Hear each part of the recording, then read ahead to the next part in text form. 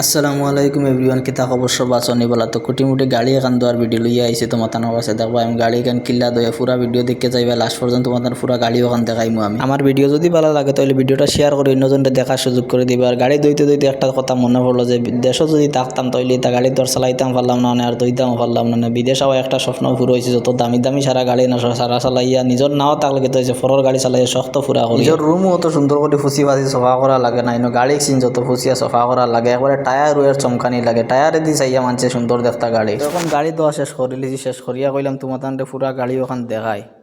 তো গাড়ির চাল উল করিয়া লেমটা করে তৈছি, তৈয়া কইলাম বারে ভিতরে সারা একবারে তোমার দেখাইলেও দেখরাইন।